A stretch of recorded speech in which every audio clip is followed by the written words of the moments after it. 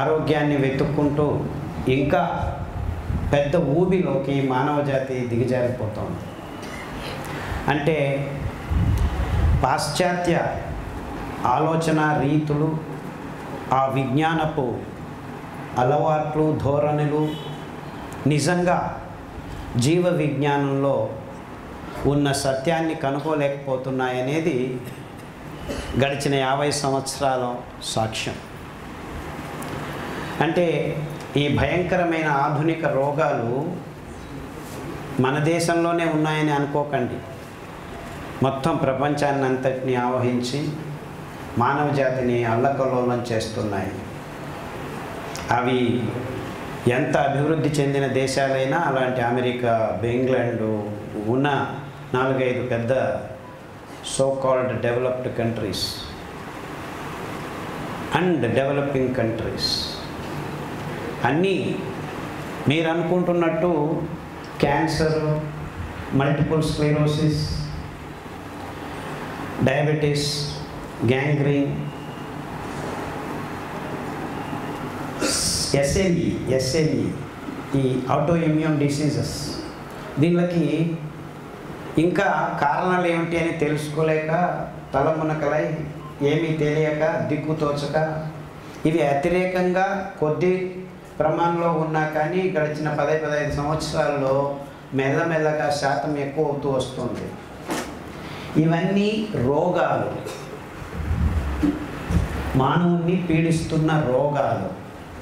కానీ మానవ జాతి తన స్వరూపాన్ని, తత్వాన్ని మార్చుకునే కొన్ని అంశాలు గడిచిన 25 సంవత్సరాల్లో మానవ జాతికి తటస్థపడుతున్నాయని చెప్పటం ఇంకా బాధాకరమైన విషయం. అందులో మూలంగా, స్థూలంగా 100కి 20 మంది నుంచి 30 మంది పిల్లలు బుద్ధిమాంద్య పిల్లలుగా పుట్టడం. అంటే నేను రోగాల గురించి మాట్లాడటం లేదు. రోగాల్ని ఎలాగో ఒకలాగో ఉపశమనమైనా చేసుకోవచ్చు.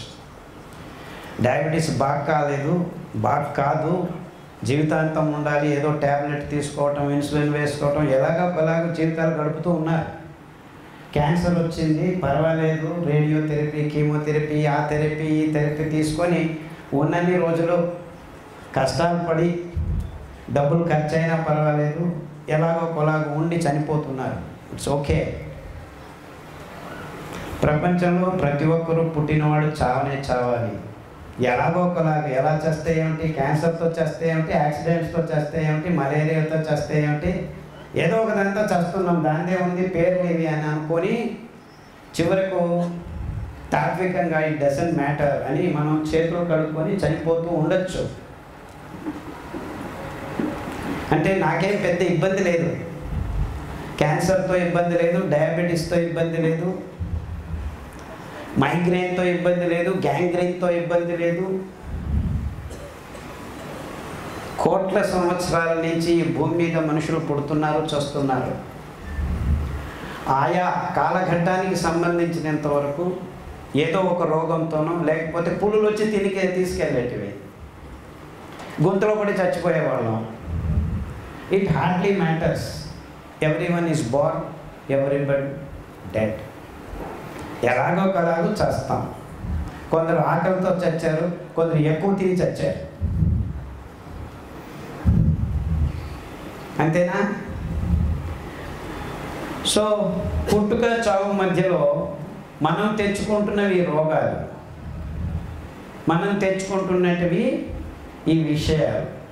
కానీ గడిచిన 25 సంవత్సరాల్లో జరిగింది మానవ జాతికి ఏమిటంటే, పుట్టే పిల్లలు బుద్ధిమాంద్యులుగా 100కి 20 మంది పుట్టే దశ ఆరంభమైంది. అది అతి భయంకరమైన విషయము. ఈ డాక్టర్లు, ఈ విజ్ఞానులు, ఈ విశ్వవిద్యానిలయాలు ఇవన్నీ గమనించాల్సిన విషయం. దానికి ముందు ఆడవాళ్ళ మీద మూతి మీద మీసాలు రావటం, మగవాళ్ళల్లో వీర్యకణాలు లేకుండా మాయమైపోవటం గడిచిన 40 సంవత్సరాల్లో మెల్లమెల్లగా జరుగుతూ వస్తాం. అంటే మీరందరూ గమనించాల్సిన విషయం ఏమిటంటే, నేను రోగాల గురించి మాట్లాడటం లేదు. రోగాలను బాగు చేయటం చాలా సులభం నాకు. కానీ ఆరోగ్యంగా ఉండేది ఎలా అని మానవ జాతికి ఇంతవరకు రావట్లేదు అనేది నిజంగా శోచనీయంగా. అంటే ఇంతవరకు మానవ జాతికి తానేం తింటున్నామనే పదార్థాన్ని నిర్వచనం చేసుకోలేకపోతున్నాము. We're not able to define what is food. ఇక్కడే మనం విజ్ఞానపు క్షిపణుల్లో మంగళగ్రహానికి వెళ్తున్నామని అనుకుంటున్నాం. కానీ ఉదయం లేస్తే పొద్దున్నే మనం సరిగ్గా మన దేహాన్ని మలం నుంచి నిర్మలం చేసుకోలేకపోతున్నాం. We're not able to shit proper. అక్కడి నుంచి మొదలైంది మానవ జాతి ఇబ్బందులన్నీ. ఎప్పుడైతే మానవ జాతికి ఈ ఉదర సంబంధమైన నిర్మలత్వం వైపు మనం వెళ్ళలేకపోతున్నాం, we're not able to completely evacuate our stools. అంటే అందరూ అనుకుంటున్నట్లు ఆరోగ్యం అంటే పౌష్టికాంశాలున్న ఆహారాన్ని తినేస్తే అంతా సరిపోతుంది అనుకుంటున్నాం. కానీ గడిచిన 100-150 సంవత్సరాల్లో మానవ జాతి మరిచిపోయింది ఏమిటంటే ఆ రోజు మన దేహాన్ని నిష్కల్మషంగా ఉంచుకోవటానికి కావాల్సిన అంశాలని మన ఆహార పదార్థాల్లో లేకుండా ఆహారాన్ని నిర్వచించుకొని తినటం వల్ల రోగాలు ఎక్కువ అవుతున్నాయి, మన తత్వమే మారిపోతుంది అని గమనించలేదు. అంటే ఇక్కడ మనందరికీ అర్థమవ్వాల్సిన విషయం ఏమిటంటే ప్రతి ఒక్క జీవరసాయనిక క్రియ జరిగిన తర్వాత కల్మషాలు మిగులుతాయి దేహంలో. ఆ మిగులును మనం ఆ రోజు దేహం నుంచి బయట పడవేయకపోతే అది ఎంత అద్భుతమైన ఆహార పదార్థాన్ని తిన్నా మీకు రోగాలు రానే వస్తాయి, మీ తత్వం మారుతుంది. అందులో మొదటిది మీ దేహం నుంచి ఆ రోజు మలాన్ని అంటే కక్కస్ చేయటాన్ని మనం సరిగ్గా చేయలేకపోవటం వల్ల మొదట రోగస్థితి తయారవుతాం. అంటే మనం మొదటిగా అర్థం చేసుకోవాల్సింది ఏంటంటే మనం తింటున్న పదార్థాల్లో ఆ రోజు మనం మలాన్ని చాలా శుభ్రంగా బయటకు పడేయటాన్ని నేర్చుకోవాలి, దానికి కావలసిన అంశాలని ఒదిగించుకోవాలి. అంటే మలం తయారు కావటం, మలాన్ని బయటకు వేయటం, ఇది ఎప్పుడు జరగదో అప్పుడే రోగస్థితి మీ దేహంలో తయారవుతూ వస్తుంది. అంటే మలం తయారు కావటానికి బయటపడేదానికి కావలసిన ముఖ్యమైన అంశం పీచు. సో పీచు లేకుండా మనం గడిచిన 50-60 సంవత్సరాల్లో మన ఆహార పదార్థాల్ని అది ఏదో ఒక కారణానికి తయారు చేసుకుంటూ వస్తున్నాం.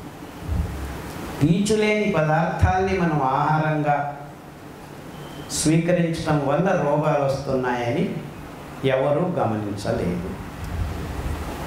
సో పీచున్న పదార్థం కూరగాయలు, ఆకుకూరలు, పండ్లు తింటాము అనుకుంటున్నారు. కానీ ఆ పీచు ఆహారంలో ఉన్న ఈ పిష్ట పదార్థాన్ని ఆపలేదు.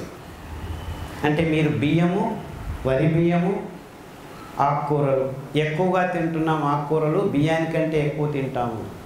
కానీ బియ్యంలో ఉన్న పిష్ట పదార్థం నిదానంగా రక్తంలోకి గ్లూకోజ్గా మారుతూ ఉండదాన్ని ఈ పీచు మీరు పైన తింటున్న ఆకు పదార్థాలు, కూరగాయలు ఇలాంటి పీచు పదార్థం ఆపలేదు. ఎందుకంటే దానికి దీనికి సంబంధం లేదు పొట్టలో పోయిన వెంటనే.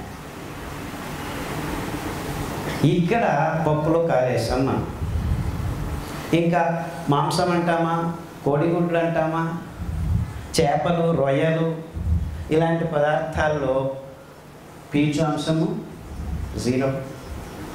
అంటే ఈ జీవమున్న ఈ మాంస పదార్థాల్ని మనం తయారు చేసుకొని ఉపవాసం ఉన్న రోజుల్లో సపరేట్గా ఆహారం దొరకనప్పుడు దాన్ని స్టాక్ గ్యాప్ అరేంజ్మెంట్స్గా ఉంచుకునే పద్ధతి మన దేహంలో ఉన్నదాన్ని అదే మెయిన్ గేట్ అనుకుని ఆహారంగా స్వీకరించడం మొదలుపెట్టినప్పుడు అంటే స్టోరేజ్ మెటీరియల్ నుంచి మళ్ళీ వెనక్కి వచ్చే మెటబాలిజంని మనం ఆన్ చేస్తున్నాము. ఇది వ్యత్యాసం. అంటే మొత్తం ఈ విషయాలన్నింటినీ సమీకరిస్తే ఆహారం అనే పదానికి నిర్వచనం మీ అందరికీ ఇప్పటికే అర్థమవుతుంది. అంటే మన దేహంలో ప్రధానంగా పిష్ట పదార్థాన్ని నిదానంగా శరీరంలో ఉన్న రక్తానికి, దేహంలో ఉన్న రక్తానికి అందజేస్తే ఆ పీచు పదార్థం దాన్ని ఆపి ఆపి గ్లూకోజ్గా మార్చి నిదానంగా రక్తానికి అందజేస్తే ఈ సమస్యకు పరిష్కారం దొరుకుతుంది. చాలా సింపుల్గా ఉంది.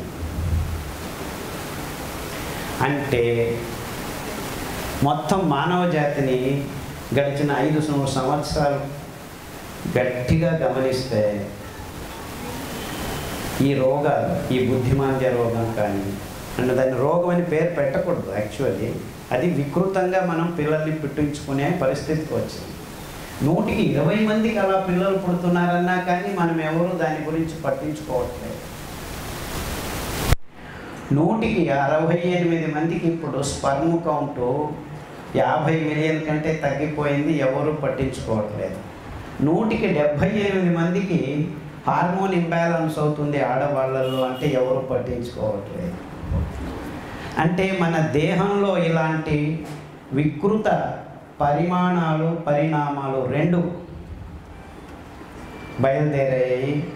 దీన్ని ఏ విజ్ఞానులు పట్టించుకోవట్లేదు. అంటే మూలభూతంగా మన దేహంలో మార్పులు మనం తింటున్న ఆహార పదార్థాల నుంచి జరుగుతున్నాయని ఎవ్వరూ వేలు చూపి చెప్పట్లేదు. దీనికంతా కారణం మన దేహంలో ఉన్న కల్మషాన్ని ఆ రోజు మనం శుద్ధం చేసుకోలేకపోవటం. అంటే దీన్ని టెక్నికల్గా సో కాల్డ్ సైంటిఫిక్ ఎక్స్ప్లెనేషన్ ఏంటంటే యాంటీ ఆక్సిడెంట్. అంటే మన దేహంలో శక్తి విడుదల కావాలంటే electron should tumble down from higher energy to lower energy. ఆ ఎనర్జీని జీవశక్తిగా గ్రహించి మనం జీవనాన్ని గడపాలి. చివరికి ఎలక్ట్రాన్ ప్రయాణం చేస్తూ ఉంటే somewhere it should be absorbed. ఈ రుణాత్మకతను గట్టిగా పట్టుకొని దాన్ని స్టెబిలైజ్ చేయగలిగే పరిస్థితి మన దేహంలో లేకుంటే రోగం ఉత్పన్నమవుతుంది. అంటే ఇప్పుడు నేను ఇలా వెళ్తూ ఉంటే దీన్ని ఆపాలి సమ్వేర్. ఈ ఎనర్జీని ఒక చోట ఆపితే పైనుంచి కింద పడుతుంటే ఎనర్జీని తీసుకుంటూ మనం జీవనం చేస్తున్నాం. చివరికి ఇది ఆగాలి. ఆ ఆగేది ఎక్కడ? పీచు పదార్థంలో. ఆ పీచు పదార్థం లేని ధాన్యాన్ని తినటం వల్ల ఈ రోగాలు ఇలా ఉత్పన్నమవుతున్నాయి. దాన్ని పిఎంఎఫ్ అంటారు, ప్రోటాన్ మోటివ్ ఫోర్స్ అంటారు. ఈ ఎలక్ట్రాన్ మోటివ్ ఫోర్స్ని ఆపాలంటే పిఎంఎఫ్ కావాలి. ఆ పిఎంఎఫ్ని ఈ సిరిధాన్యాలు పుష్కలంగా మనకిస్తాయి. అంటే అందులో ఉన్న ఈ పీచు పదార్థం అతి అద్భుతమైన యాంటీ ఆక్సిడెంట్ గుణం ఉన్నదన్నమాట. అందులో పై పొరల్లో లిగ్నాన్స్ అనే కొన్ని అంశాలు ఉన్నాయి. That is what serves as PMF. అంటే అందులో ఎలక్ట్రాన్ని స్టెబిలైజ్ చేస్తాయన్నమాట. Everything gets stabilize. అంటే ఈ ప్రయాణం చేస్తున్న ఎలక్ట్రాన్స్ని అలాగే వదిలిపెడితే రోగకారకాలుగా క్యాన్సర్ కావచ్చు, ఇది కావచ్చు, అది కావచ్చు, అది కావచ్చు. కానీ దాన్ని ఆ దినానికి ఆ దినం శుద్ధం చేసే గుణం ఈ అద్భుతమైన 5 ధాన్యాల పీచు పదార్థంలో 2 రకాలుగా ఉంది. కరిగే పీచు పదార్థం, కరగని పీచు పదార్థం. రక్తంలో కరిగిన పీచు పదార్థం అన్ని అంగాల్లో ఉన్న కల్మషాన్ని, ఈ జీవ రసాయనిక క్రియ నుంచి ఉత్పత్తి అవుతున్న రోగ కారకాల్ని గ్రహించి దేహంలో నుంచి ఆ రోజుకు తీసివేస్తుంది. అందువల్ల సిరిధాన్యాల నుంచి సంపూర్ణ ఆరోగ్యం సాధ్యమవుతుంది. అందువల్లనే సిరిధాన్యాల్ని మీరు మూల ఆహారంగా తీసుకోవటం వల్ల బుద్ధిమాంద్య పిల్లలు కూడాను మరలా కొద్దిపాటు మేలవ్వేదానికి వీలవుతుంది. ఆ సమజాయిషీలోనే, ఆ తార్కికతలోనే మొత్తం మానవ జాతికి సంపూర్ణ ఆరోగ్యం కావాలంటే సిరిధాన్యాలు తప్ప ఇంకా ఏ దారి లేదు అని గట్టిగా నమ్మిన వాళ్ళల్లో నేనే మొదటివాడిని.